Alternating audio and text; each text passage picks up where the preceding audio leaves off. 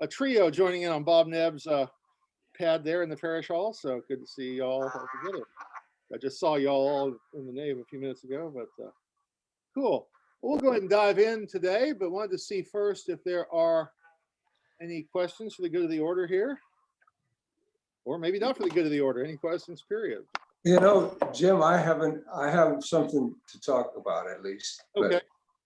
But, the intermarriage is an issue here in this chapter. Yes. And you know, even now in Judaism or being Jewish, I understand now that they're even doing DNA tests in Israel, and people need to prove that they're Jewish. Wow, heard that, but I can see some Orthodox groups doing that. Yeah, easily. And this is very controversial, and I guess it's particularly they're targeting Russian Jews who have no record of their lineage. Good heavens. And so this issue of not intermarrying and being Jewish, whatever that is, and there's this DNA definition as relationship to the Ashkenazi, but it's a big controversial issue now. It is amongst some Jewish groups. Other Jewish groups like the Reformed Jews and I'm not sure what the conservatives do. You've got Reformed on the left, conservative in the middle, and Orthodox on the hard conservative side. So the conservatives are the moderates, and the Orthodox are the conservatives, and the Reformed are the liberals. But that's fascinating, John. And yeah, that certainly is a huge issue in our chapter, and there will be some pushback biblically to it too. We'll talk about some of that. But that's a good thing to flag here. And I had not heard about the DNA. I'm not surprised, but I had not heard that. Wow. But other questions or things? Yeah, Bob. Well, I think Abby had something. Abby, yeah. This has nothing to do with our readings, but it does have to do with Sunday school, church. Uh-huh. In the reading, it says that the people went out into the fields and cut greens and put them down in the street for Jesus to ride the pony over. Right. Were they harvesting palms, or was it something else they're putting in the street? There were palms there. They're date palms, which were common, but it doesn't really, it could be other branches too. Palms actually have a nationalistic, it'd be like something we would put out for the 4th of July. It's in some ways, palms are a little bit like red, white, and blue bunting. And later when the Jews declared independence, I think they put some of the coins have palms on them. But part of it too is just a red carpet treatment for Jesus. Let's give him a good surface to ride on that's different to honor him. You know, it doesn't actually require palms for us. We could theoretically use any branches, but because we in the Middle Ages, you know, they couldn't get palms in Norway. No. Sunday. So branches of all kinds of different branches could be used, but palms, going back to palms, is kind of a 20th century thing because we can import them and export them. Interestingly, I was in Panama and they showed me pictures of what they did for their church, and they literally stapled palms to every surface in the church, you know, interior walls, the whole 9 yards, all around the altar, because, you know, they grow on trees down there. You don't have to import them. You know, they're all over the place. And so they really, not just for Palm Sunday, but for Holy Week and Easter, they put palms out as a sign of Jesus's victory, which is fascinating. So, Thank you. So that's probably those two meanings there, the nationalistic one plus just the honoring him of the red carpet treatment. Jim, I have an unrelated question too. Sure. That you help. Sorry. What about the temporal confluence of the Passover and Easter? Can you talk about that? Sure. I mean, if you notice, I don't know if it was this morning or not, but the moon looked really full. So Yes. Passover always starts on the first full moon of spring. So full moon of spring is Passover, and you know, there were all kinds of technical definitions about whether the rabbis could observe the moon and in Jerusalem, or the priests could observe the moon in Jerusalem. Actually, not rabbis. But basically, Passover is the first full moon of spring. So first full moon after the vernal equinox. Easter, Christians have tied it to that. So it's the first Sunday after the first full moon of spring is our definition of Easter. There are some talks about maybe we should make it the second Sunday in April and just, and the Orthodox have some slightly different calendrical issues with Christmas and Easter because of Julian versus Gregorian calendars. So some years they're in sync with us, some years they're off. This year they're off. But first Sunday after the first full moon of spring, as defined ecclesiastically and not astronomically, there's a very narrow difference between astronomical vernal equinox and ecclesiastical vernal equinox.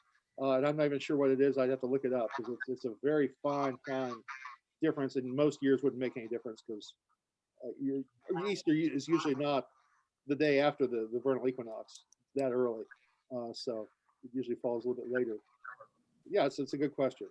You know, believe it or not, I had a high school teacher, a Latin teacher, who we had to learn that Easter occurred on the first Sunday after the first full moon, after the vernal equinox. Do you imagine that being taught in high school these days? Not anymore. Yeah, that's funny. That's funny. Yeah. Wow. But that's all listed in our prayer book too. Yeah, there are some. If you really are late at night, there are some appendices in the prayer book about figuring out the date of Easter, and there are some rules about that you can peruse. So Wikipedia probably also has articles. If not, there are probably some church nerds like Jimmy that have written articles somewhere. Good questions. Okay, Bob, did you have something? So anyway, back to the readings. You know, the last chapter of Nehemiah, it seems like he goes off back to see the king, re-upping his commission or whatever, and he gets back, and you know, he's in our minds. Obviously, it's a journey from Jerusalem to the courts of Persia and back. It's, you know, months, if not a year or more, back then. But temporally within the book, it's like there's chapter 12 and everything's wonderful, and chapter 13 and he's back and they're crushing grapes and harvesting on the Sabbath and all that stuff. And it's like, I'm not gone 10 days and you're back to it. Don't you realize that that's what got us into this jam in the first place? And it really, one more time, underscores exactly why, you know, the sanctity of the Sabbath is so critically important. You know, by the time Jesus comes around, you know, it's you know, how dare you? You can't glean grain. You know, we know what I'm saying. Yeah, exactly.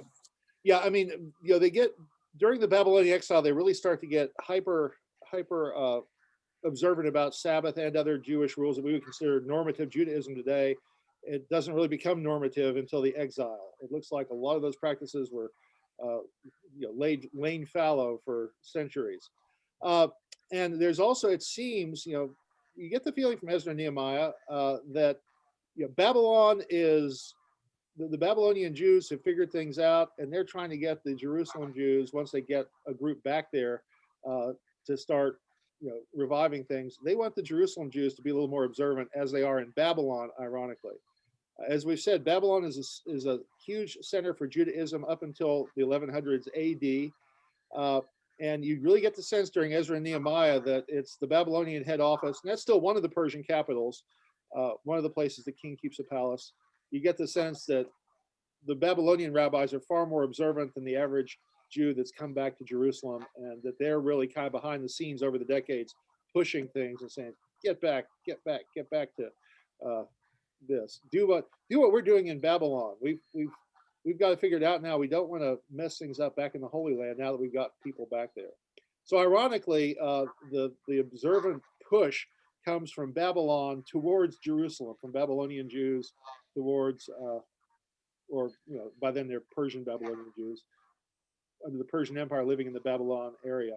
But the push is coming from afar, outside the Holy Land, interestingly. So yeah, it's a fascinating juxtaposition. The book seemed to equate Babylon with Israel. Well, as far as center of Jewish learning and things, it definitely was. It's The Northern Kingdom, I'm sorry. the Northern Oh, Kingdom. well, there are all those things too. Okay, yeah, it depends on who's writing, and Babylon can also be code for other things too. Babylon Revelation is code for Rome as one of the wickedest possible empires ever. So you do get some of those things as well, and maybe there's a little pushback. Oh, those Jews in Babylon think they know everything. Let's push back on that a little bit. But, problem with these terms are used multivalently for numerous different things. But good thoughts, good questions. Well, I'm going to share a screen here and pop the PowerPoint up here.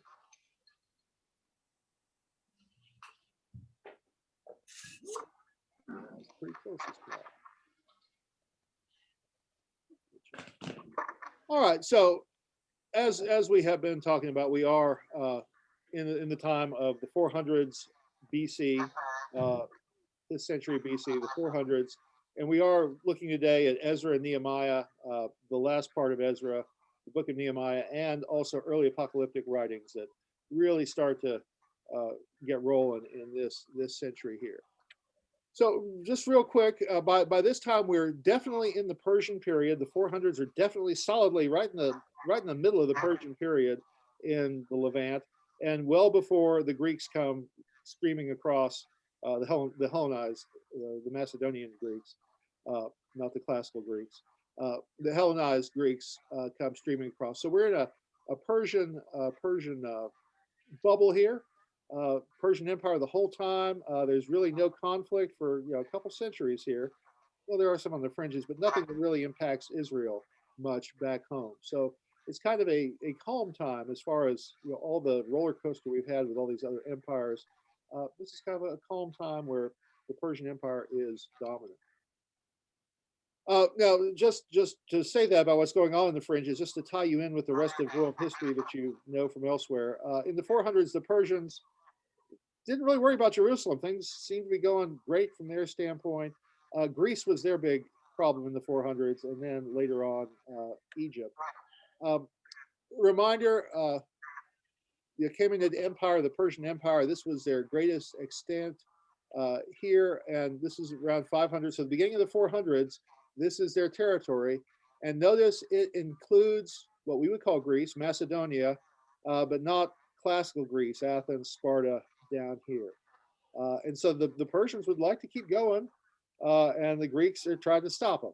And that's a lot of what's happening in the Persian Empire. There's also some stuff that goes on in the fringes here in India and in the stands, Afghanistan, Turkmenistan, all that. But the bulk of what's happening at this period is in northern, in the Greek area. Also, you have Greek settlements in the Persian Empire on the east side of the Mediterranean here. So this is a Greek area ethnically, and there are Ionian soldiers that fight for the Persian Empire. So you've got Greeks on one side and Macedonian Greeks that are part of the Persian Empire, then these other Greeks that are not. So makes things complicated. Also, Egypt is a little bit of a player at this point too. All right. The Persians even set up a capital pretty far out. One of their palace areas, they built a place in Sardis, which is way the heck away from, the bulk of their power center has been back here, but they build one in Sardis to really kind of project some influence in this part of their empire and in this part of the world. So this map shows the same thing. Under Cyrus, the Persian Empire was green. Under Cyrus's son Cambyses, he conquered Egypt and the Sinai.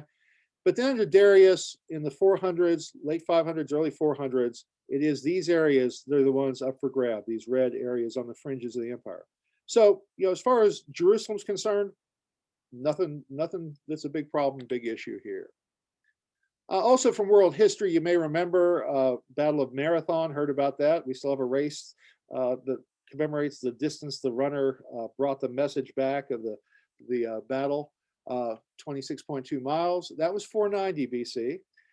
The famous battles of Thermopylae, the Spartans making their stand long before the Alamo, the Spartans had their great stand at Thermopylae, 480 BC. So this is the period we're talking about here, often Greece. And in the Greco-Persian War, we've got a couple popular movies in this century that are, we talked about this last week a little bit. The Persians are portrayed very bizarrely in these movies, not accurate at all. The Greeks, the Spartans look a little more accurate in some ways, though comic book idealization also takes place.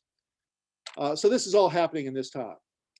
Part of also what happened later on in the century is the Great Wars of the Delian League. If you're really into Greek history, that's the Delian League bands against Persia and for further wars. And they also encourage Egypt to rise up and revolt. And Egypt eventually does revolt. So they in fact get their independence. So justice is a long way of saying things in Jerusalem are quiet, things on the other fringes, Greece and Egypt, are where the Persians have their eyes turned. But nevertheless, as we said last week, compared to the other empires in the history of this region, Egypt, Assyria, Babylon, the Persian overlords are kinder, gentler. They've got great military force if they have to deploy it, but they'd rather not. And we said last week, there are 1 million Persians ruling an empire of 25 million. And so part of their strategy is to allow lots of autonomy, lots of local control, lots of variation, while we sit at the top of the pyramid, but underneath it, we let a lot of stuff happen locally. And so that's still their ethos. Last week, we looked at Darius and the nations bringing him tribute, these carvings. And some of the nations are armed when they come to Persia. No big deal. We don't care if you're armed. You're not a threat militarily. You're our ally. You're our friend. You're part of our big Persian family. We're in a mutual prosperity zone together. So let's make money. Let's have a great life together. If you rise up, we'll come and crush you. But let's not even talk about that. You're our friends. You're our family. So that's the Persian ethos there. All right. We talked also in the past that there have been a couple waves of return. 537, Cyrus gives the opportunity for Jews to return, though a bunch stay in Babylon. And we've talked about, this is early book of Ezra, Zerubbabel, the governor, descendant of King David, but not the king. He is a Persian governor, is in charge there. He restarts some sacrifices where the temple is, but they don't rebuild the temple quite yet for another 20 years. We've talked about this. So now we've got our section today. What we've got here in the book of Ezra is Ezra finally showing up, and there's a big gap here between the 5 teens and 458. So there's a big jump. I said last week, let's see if that's on my next slide. Oh, maybe not. There's a big jump here, and it's very matter of fact. They don't even flag, okay, now we're about to jump 70 years. Now they just go to the next thing. So we have Ezra coming back, and then a few years later, we got Nehemiah coming in. Who is the Persian king's cupbearer, ethnically Jewish, sent to be governor. So we've got a priest, Ezra, and we've got a governor, Nehemiah, that are trying to get things restarted in a greater way. Yeah, we've got a temple, but are we as good as we should be? Are we as good as the Babylonian Jewish community thinks we should be? No, let's get things up and running a little more. So Ezra brings in these leaders from Israel, which includes a number of Levites. Levites are of the clan of Aaron. They support worship in the temple, but they're not of the narrow families. I'm sorry, clan of Levi. They're of the clan of Levi. They're not of the family line of Aaron, which is a subset of the tribe of Levi. So the Levites are not priests. Their cousins are priests, those who are direct descendants of Aaron, and later direct descendants of Zadok, the priest. They're the ones that function as priests, but the Levites support that. So Ezra brings a bunch of them with him. So we've got priests coming in and a number of Levites. So the idea is we're trying to get temple worship really up and running and up to speed and up to a higher standard than it's going the past few decades here. All right, and again, the dates. So Ezra has a real scope of history, sweep of history, 538 for the first 4 chapters, 520 to 515 for these chapters, and then the jump to 458.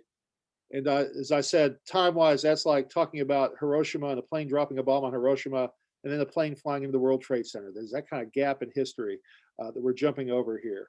Just lickety-split, matter of fact. After that, Artaxerxes was reigning. Well, long after that, but okay. So today's section, Latter Ezra and the book of Nehemiah. Now it looks like Ezra's got a twofold mission here that he's coming back. Number one is to get the worship up to a higher standard in the temple. And number two, to get Torah observance by the Jewish people up to higher standards. And most likely it is Babylonian Jewish standards. The Babylonian Jews have been there for more than a century now, and they've gotten really fanatical about being Jews and keeping kosher and keeping Sabbath and keeping all the aspects of Torah, keeping the laws, and saying this is what we need to do to survive as a people. And they do survive as a people because of it.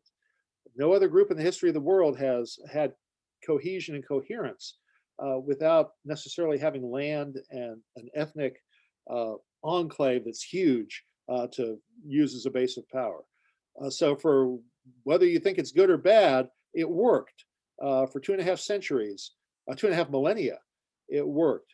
Judaism survived through all kinds of ups and downs, and no other group in the history of the world has had that kind of cohesion.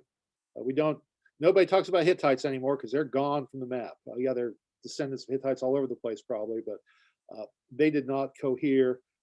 They did not keep their identity. The Jews did.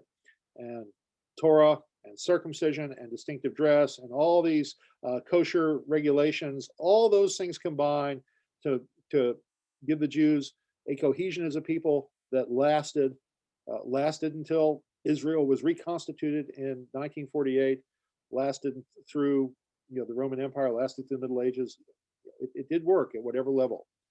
So that's what Ezra is trying to do, to try to make sure that Judah, Jerusalem, what we would call Israel today, is up to the high standards that the Jews in Babylon are living under. So that's his mission. And as we've mentioned, one of the most controversial parts, especially for 21st century ears, is this idea of putting away foreign wives. That is a huge, huge thing in Ezra and Nehemiah. We'll come back to that momentarily to talk about. But in the text, I mean, it's very clear. You're coming to this, Ezra gives this speech, God, we've forsaken your commandments. You told us you're entering the Holy Land back in Joshua's time. There are unclean people there, the Canaanites, with their abominations. They filled the land with uncleanness. Therefore, God, you've told us not to give daughters to their sons, nor take their daughters for our sons, and never not to seek their peace or prosperity. We need to be separate from these people. And the fact that we've intermarried over the years is probably part of the reason we've gotten so messed up. We also get, a speech in chapter 10. Ezra tells the people point blank, you've trespassed and married foreign women, and that's what's tripped us up. So make a confession to the Lord your God. Separate yourselves from the peoples of the land and from any of your foreign wives and any of children you have with them. And the assembly answered with a loud voice, it is so, we must do as you said. So if you've got a foreign wife, she's out in the streets or can go back to her dad if that's still a possibility. If you've got children, out in the streets, boot them out of your house. All right, now, on the good side, we got cohesion from that. We've got ethnic identity. We've got religious identity that stood for millennia, partially because of this impulse and this push. On the other hand, this seems like the complete total opposite of family values to us. Kick your wives and your kids out of your house because of their ethnicity. And in our multicultural society, this seems hideous, just to not put too fine a point on it. And it seemed hideous to some Jewish folks as well. There were certainly those that went along with it, but it looks like some protest literature. It seems that Ruth and Esther and Jonah, the biblical books, are all written, perhaps, there's controversy about these, but a good argument can be made that all of these books are written to show that the picture needs to be more complex. It's not this simplistic. It's not just a matter of putting away foreign wives. Yes, the foreign gods, worshiping foreign gods, got us into huge trouble in the past. It tripped us up over and over again in the book of Kings, the book of Samuel, but it's too harsh. And so there's pushback from that. Ruth reminds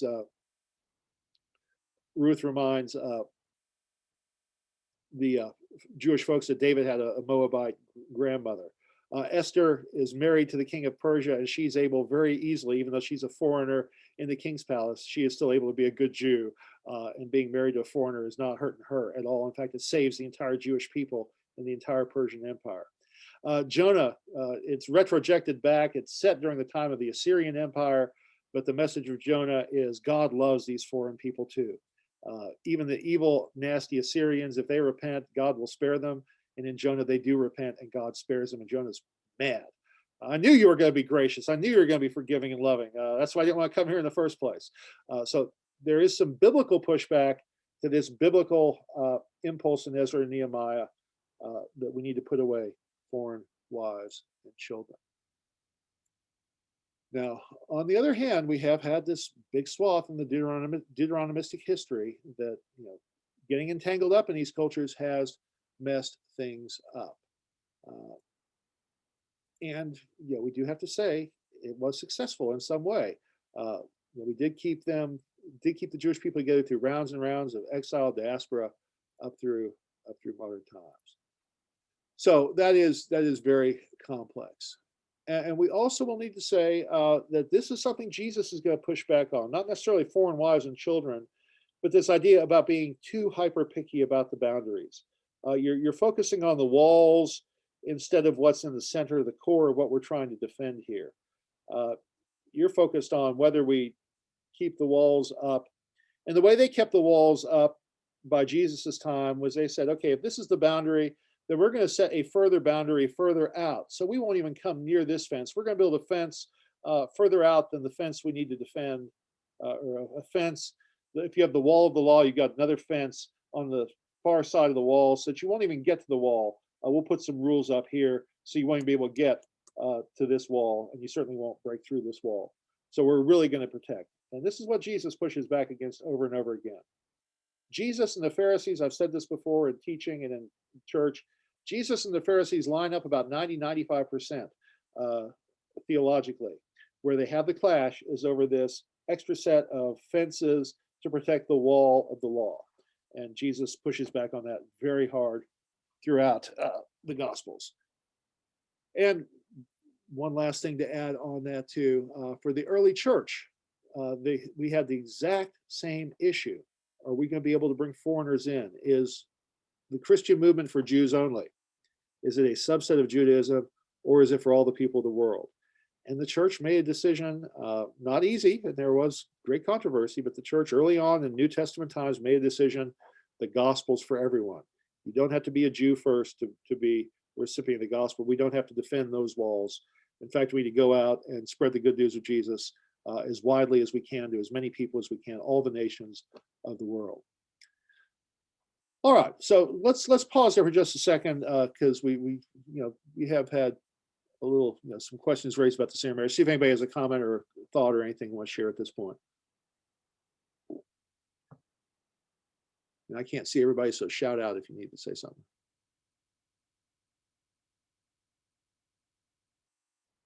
Okay. Well, we also have Nehemiah in these books. The book of Nehemiah is named after him, after all. And Nehemiah coming in, the Persian king's cupbearer coming in to be a new governor again. And he also was supportive of Ezra's push to put away the foreign wives. But Nehemiah's focus was really geopolitical and strategic. It was about getting those walls rebuilt for Jerusalem. And we looked at the maps last week, but I'll put them up again. During the time of the prophets, this is the time leading up to the exile, up to 586. This was the footprint of Jerusalem and where the walls were. The older city of David was down here. Solomon expanded up here, but now we've got it going out here. In Jesus' time, it's going to be even bigger. But after the exile coming back, Jerusalem is a shadow of itself. It looks more like Solomon's area. And it is Nehemiah who insists on getting this wall built up here around around Jerusalem. And a lot of the book of Nehemiah is about the building of this wall in 458. And so, we see those texts about it in the book. We got the wall rebuilt. It was joined together to half its height to start with, and then they kept going forward, closing the gaps. And there was pushback from the locals. Are these folks that are Jewish that have stayed behind? Are they foreigners from the area that have been brought in to settle? Are there foreigners that have been there the whole time? We don't know, but we do get some definite foreigners: Ammonites, Ashdodites, Arabs, but there may be some pushback from folks that are partially Jewish that aren't regarded as Jewish enough. And we saw that also when they were rebuilding the temple in the previous part of the book of Ezra. If you're not Jewish enough, you can't have any part of this. You're not part of us. You need to be pure Jew to be part of us. So get out, all you foreign types. And so they're getting some resistance there. And there's a real military plot to come and thwart this militarily. And so they pray to God, and they also praise the Lord and pass the ammunition. They build the wall armed. Nehemiah sets it up so that half of the folks are working and half are there with weapons and armor. And even those who are working are still armed also to a lighter extent and are ready to go just in case. So they're building this under preparation for attack. If you think about Israel in 1948, when they reconstituted, they were taking their playbook, a lot of it from this kind of same attitude. We need to be ready for an attack at a moment's notice. I mean, Israel has such tiny boundaries. They're so close. It's only 30 miles across. They were close to all their enemy nations in 1948. And so attacks could come quickly. We got to be ready at a moment's notice. And so we have that kind of ethos here with Nehemiah, and we're going to be spread out along this entire wall, so we'll have trumpets ready. If you hear the trumpet, grab your sword and come running. The fight is on. And so this is the way they're building the wall, but they get it done. So Nehemiah is effective, regardless of what you think about his tactics. Nehemiah is effective in getting things done. And so after getting the wall built, there's a large, huge service of rededication in Nehemiah. And it really has some parallels. You may remember back in Josiah's day, a couple centuries earlier, Josiah, one of the greatest kings, a couple decades before the fall of Babylon, one of the holiest kings. They discovered that book of Deuteronomy, and they had a large public reading of that book of Deuteronomy out loud. I guess a public reading is always out loud. But they had a reading for the people of this book, and they publicly proclaimed it. Ezra and Nehemiah, whether they're trying to mimic Josiah or not, they're going to do the same thing here. And they decide they're going to have a service of dedication and go one better, not just read Deuteronomy, but read Genesis, Exodus, Leviticus, Numbers, and Deuteronomy, the Torah, which by this time has been put into final form back in Babylon, as most scholars would agree on that. So the Torah as we have it is locked in at this point pretty well. And so we're going to publicly read that in order to remind us of how important all this is. And so the Torah is read publicly here, this large public ceremony. We see this narrated in the book. The priest Ezra brought the law, the Torah, before the assembly. He read from it facing the square from the Watergate from morning until midday. I mean, they're there for hours. Long chunk of the day to read these 5 books. I mean, it would take a while. We used to have a retreat in Kansas where the youth would read through the Bible in the cathedral. Now they would take shifts and they wouldn't sit in there the whole time, but it was a 3-day weekend basically. It was a long project to read through the Bible 24/7. And so the Torah is going to take some time, but not days. It's going to take hours, a number of hours, better part of a day probably. So they're reading this in the presence of the men and women, and everybody could understand, and people were listening. And also what's fascinating, the priests also, and the reference is probably the priests, scribes, and Levites, helped the people to understand the law while the people remained in place. So they're not only reading it, but while they're reading it, they're getting these lectures of interpretation from the religious groups, religious authorities as well. And what may be going on too is if they're reading the Torah in Hebrew, and Hebrew is already slipping as a spoken language, and Aramaic is becoming more of the lingua franca, which it is on the rise at this point. And remember we said last week, part of Ezra was in Aramaic. Chunks of Daniel are in Aramaic. It's the third biblical language. It's nowhere, most of the Old Testament is Hebrew, but there are some Aramaic chunks, which shows that things are in flux linguistically here.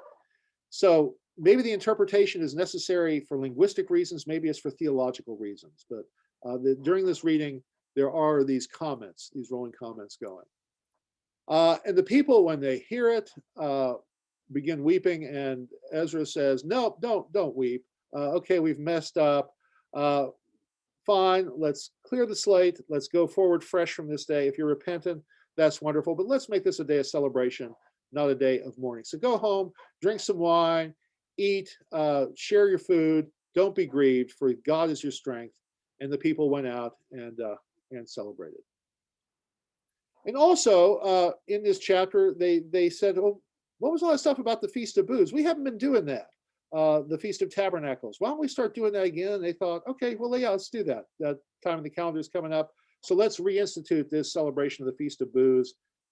Now, how long has that lain fallow?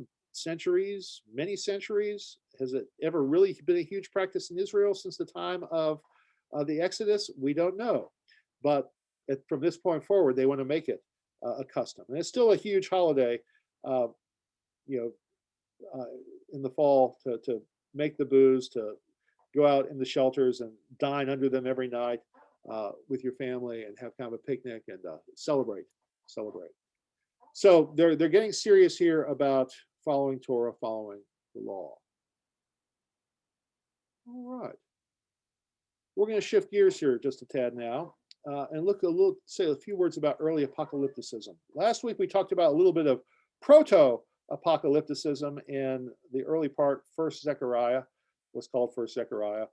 But now that was the scholars that are studying this are really saying now we're really into some early apocalyptic writings.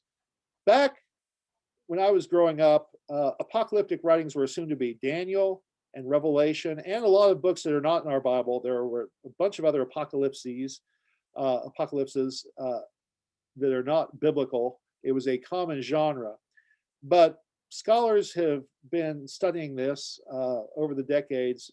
Even since I've been in seminary, there's been a lot of work in this area. And they're really saying there's a lot more apocalyptic stuff. If you really look at it, there's a lot more apocalyptic stuff in the prophets than we originally have thought. So now we talk about proto-apocalypticism and early stage apocalypticism. And early apocalypticism, now as the book would classify, is the second chunk of Zechariah, book of Joel, book of Malachi, and a chunk of Isaiah, a chunk of first Isaiah that probably got retrojected in to the Isaiah scroll later on. So we've got these apocalyptic writings. And of course, for Christians, the apocalypse we think of mostly is the book of Revelation. And the churches that really like the book of Revelation also like the book of Daniel, because it's also apocalyptic in tone. But these other writings are earlier stages of that same genre, same movement. So what is this genre? From last week, we talked about the proto-elliptic images in Zechariah, First Zechariah, that they had intermediate messengers, and they had elaborate images and symbolism, but it was missing some other characteristics that they would define as purely apocalyptic writing. So it's kind of getting there, but it's not really apocalyptic yet. Last week. This week, 400s now, we really do get to see all of these characteristics of later apocalyptic writings blossoming in these other writings. We also talked about prophets in the past. This is from February 7th, that biblical prophets were all about seeing. They were seers. They could tell what's happening now with spiritual insight, supernatural insight, or tell what's coming down the pipe. But they usually have their eyes on very near-term future, what's going on now or what might be happening soon. And we said back then that prophets back then were more about forthtelling, what's happening now, what God wants, what God's active doing, than about foretelling future predictions. So present, near-term future, never centuries in the future. So the apocalyptic world will push on that. They'll build from that and go a little bit further. So let's talk about what apocalyptic genre is real quick here. The classic definition that biblical scholars have more or less agreed on, they had a conference on it, and they see it as an outgrowth of biblical prophecy. Where's my Semea slide? I'm not quite there yet. I'll get to the classical definition in a second. But apocalyptic writings are prophecy, so they do what the prophets do, plus they add some things. They add talk about the end times, the day of the Lord. Now, we've seen the day of the Lord a little bit before, but they also focus on revealing or uncovering even more what's going on behind the scenes now and having that narrated through an intermediary. And just the word apocalypse is a Greek word. The first verse of Revelation, the first word of Revelation is apocalypsis in Greek. And in Latin, even though Revelation is a Latin word, they use the Greek form apocalypsis to start Revelation, which is interesting. And we in English say revelation in our translation. So apocalypse is an uncovering or a revealing of what's going on. And it is the first word of the Christian book of Revelation. And it's never revelations, it's revelation, singular. And apocalypse simply means uncovering, and revelations, the Latin cognate unveiling, basically here. So an uncovering and unveiling. So here's this classic definition, classic, 20, 30, I'd have to look up what Semea 14 was. This was Society of Biblical Literature. This was a group of scholars saying, okay, what is apocalyptic writings that we can all agree on when we use this term? And this is their classic definition. Apocalypse is a genre of revelatory literature with a narrative framework in which revelation is mediated by an otherworldly being to a human recipient, disclosing a transcendent reality which is both temporal insofar as it envisages eschatological salvation, and spatial insofar as it involves another supernatural world. Okay, I just threw out a very dense definition here. I'm not going to drop the mic and walk away. Let's parse this out, take this definition apart. So it starts out. Apocalypse is a genre of revelatory literature. So it is its own genre. It's a distinctive genre in biblical and extra-biblical writings, different from gospel, different from prophets, different from history, different from poetry. It's its own entity, its own thing. A genre of revelatory literature with a narrative framework. It's not just random images strung together. It is some kind of coherent narrative, some kind of storyline, some kind of plot to it. So we get lines like, I was then taken to, next I saw, then he spoke to me saying. So there is a sequence there. It's not just random stuff. First Zechariah was a little bit random. There were these visions, but they were kind of random. It's more cohesive in apocalyptic writings, according to this classical definition. It's a narrative framework in which revelation is mediated by an otherworldly being to a human recipient. It's not God speaking to the prophet, thus says the Lord. It's somebody else speaking to the prophet on behalf of God. Some intermediary, usually an angelic figure. But Jesus does a little bit of the speaking, and that Jesus is God. That's a later Christian argument they're going to have. How is Jesus God? But in the book of Revelation, it's mainly an angel that speaks to John. Jesus speaks a little bit as well. But some apocalyptic writings, like the Apocalypse, is about Enoch. Enoch was taken up, if you remember in Genesis, he was taken straight up to heaven. One of the few, he and Elijah were taken up without dying the normal way. And so Enoch is sometimes a messenger in some other apocalyptic writings because of that. All right, it discloses a transcendent reality, which is both temporal insofar as it envisages eschatological salvation. Okay, that's very academic gobbledygook language. This basically means it discloses a heavenly reality. So we're talking about what's happening in heaven, what's real from a heavenly term. It's temporal insofar as it envisages, describes time. We're talking about things that are happening now. What's happening in heaven right now? Meanwhile, back at the ranch, what's going on in God's throne room? So it's temporal, and it's also eschatological. So it's worrying about what's happening now, but also looking ahead towards the end of time, the eschaton, the day of the Lord. So we're talking about what's happening now and also what's coming at the end of time. And that's a different thrust than a lot of the prophets. There's some day of the Lord stuff in earlier prophets we've seen, but this in revelatory literature is huge. And it's spatial insofar as it involves another supernatural world. You not only get to see what's happening on earth, you get to see what's happening in heaven. You get to pull back the curtain and see what's happening. Think of Revelation. Meanwhile, back in God's throne room, the seer John is taken up to God's throne room and sees what's happening in heaven while these things are happening on earth simultaneously. So that's the definition. So a genre, revelatory literature, narrative framework mediated by an otherworldly being, disclosing a transcendent reality which is both temporal as far as time and spatial, but also with an eye on eschatological end of the world stuff. All right, our book uses a lot of these same things in a bulleted list that talks about what apocalypticism is all about. And so this definition plays out in this bullet point list to a large extent too. So we've got revelation to a human by a heavenly messenger, detailed explication of the past and present, often in coded language, description of the end time, the eschatological eschaton stuff, dualism, light and dark, good and evil, life and death. That was not part of the Semea definition. Interestingly too, I like this part, pessimism about the present, optimism about the future. That's a very good line there, because things are cruddy now. They're going to hell in a handbasket, but God's going to fix it. Just wait, hang on, get through this bad stuff. God is going to fix it. And then imagery that is surreal, even fantastic or symbolic here. So just a couple of texts to look at here in just a second.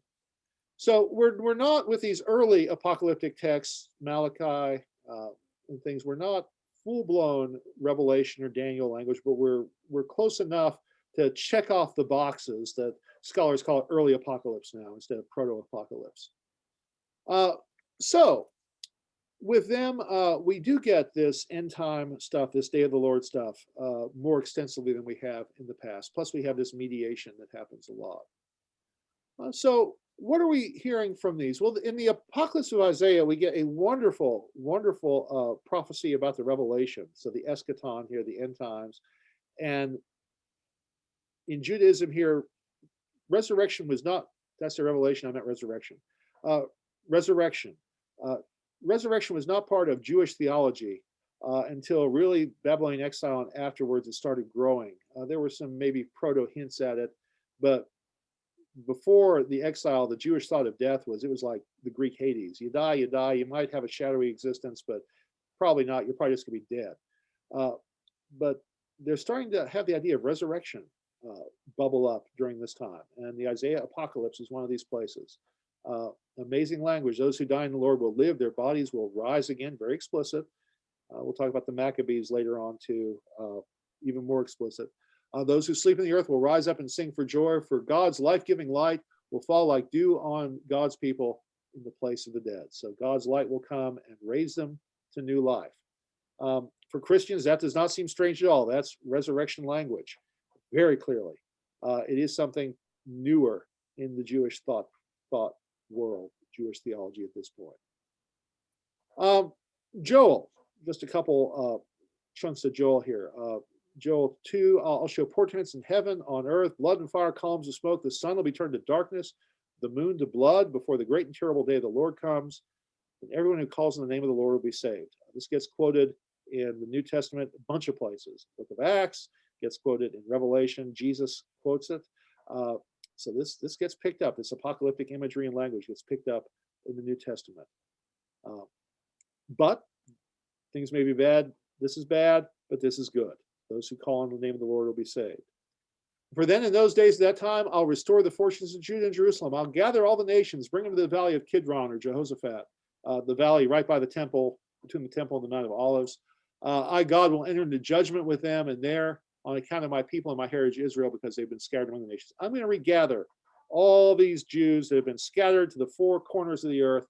We're going to bring them back home to Jerusalem at the end of times. We'll reestablish Jerusalem. So, Malachi. I'm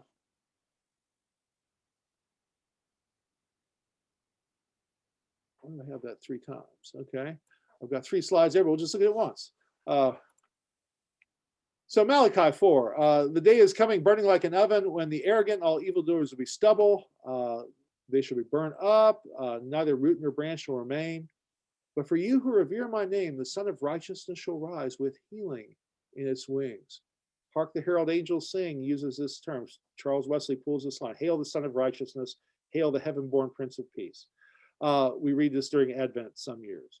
The Son of Righteousness will rise. You'll go out leaping like calves from the stall. You'll tread down the wicked. There'll be ashes under the sole of your feet on the day when I act, says the Lord of hosts. And remember the teachings of my servant Moses, the statutes and ordinances I commanded at Horeb for all Israel. And lo, I'm going to send a prophet, Elijah, before the great and terrible day of the Lord comes. So there's going to be a new coming of Elijah again. He'll turn the hearts of parents to their children, the hearts of the children to their parents, so I'll not come and strike the land with a curse. And that's actually the last line in the Christian Old Testament, right before the New Testament, when who shows up? John the Baptist. So we view him as the return of Elijah. And that's one of the reasons we put Malachi at the very end of the Old Testament to portend what's going to be coming in the New Testament here. Okay, that was a bunch of stuff. Next week, we are going to look at a little more pedestrian writings from this century, the 4th century, the books of Chronicles, which are a revisiting of the history that's in the books of Samuel and the books of Kings. But it's going to be with a different thrust, a different emphasis in order to speak to Jews in the Persian Empire period. So they're going to clean things up a little bit from that. So we'll stop here and we'll pick up with Chronicles on Easter Sunday and see if there are any questions here. I know there's a lot of stuff there, so there may be some questions. Yeah, John. Yeah, I wonder, Jim, was it possible, what about secular Jews versus the religious Jews? And it seemed to me that apocalyptic writings were science and the otherworldly being in that era were what we now call the methods and math and technology of science we're uncovering. So if those apocalyptic writers, were they secular Jews? And No, they would not have, the distinction we make with secular Jews, they would not have had. In their mindset, there's no such thing as a secular Jew. If you're a Jew, you've got to be a religious Jew. You may be an apostate. You may not be observant like you should be, but you're not going to be secular. That's more of a 20th century idea.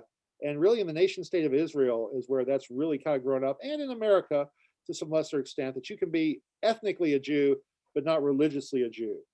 That's a modern idea. That is not on their radar screen at this point.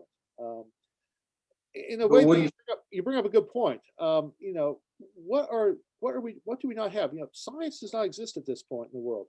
Even Greek philosophy is only just now getting started over in Greece. It's not sweeping the world at this point. So how do you deal with these kind of big questions and big issues? Prophecy, poetry, narratives, stories. I'm sorry. Apocalyptic writings. Right. Yeah. It's a way of dealing with those larger questions. And you know, we use astrophysics, and now, you know, there was a big discussion when I was a younger man about whether the universe is going to end in fire or ice. Is it going to come back down to a big crunch, or will it keep expanding? Now it looks like it's going to keep expanding until it just freezes and everything cranks down, fire or ice. But you know, we also, you know, what's the end going to be? That is what they're looking towards. But with the eye on God is in charge, and God is going to give his people a good outcome nevertheless. There will be resurrection, there will be joy, is also a huge message in these writings. Yeah, other thoughts?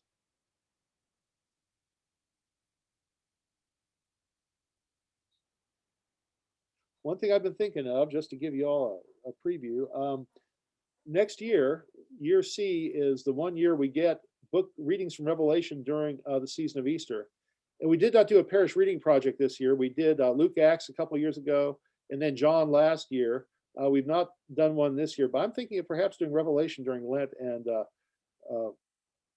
Easter next year, because I think it's important for Episcopalians. We tend to let other Christians own those books. We don't even mess with them. We don't want to mess with them. They're scary. They make us uncomfortable. So I'm thinking about that. That's just a preview of possible coming attractions a year from now. So we'll see. We'll see. Other questions? It's like Bob. Yeah, it's Becky. I Yeah. have a bit of a question, and that is about realized eschatology. And I take that to mean that the kingdom of God is right here, right now, on this, in this world that we are in. Is that a correct understanding of that? That's a correct understanding of realized eschatology. Yeah. And to me, it's not an either or it's a both and. Right. So